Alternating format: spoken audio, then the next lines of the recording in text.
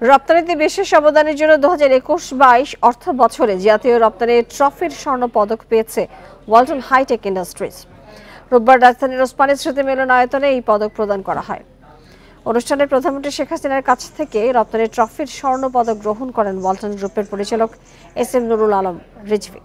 এ সময় তিনি বলেন, ইলেকট্রনিক্স পণ্য উৎপাদন শিল্পের টেকসই বিকাশে দেশে গুরুত্বপূর্ণ অবদান রেখে যাচ্ছে ওয়ালটন।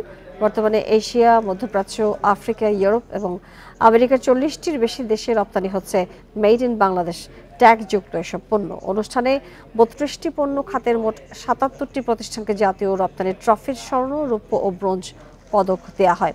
এর আগের অর্থ বছরে জাতীয় রপ্তানি ট্রফি অর্জন করেছিল প্রতিষ্ঠানটি।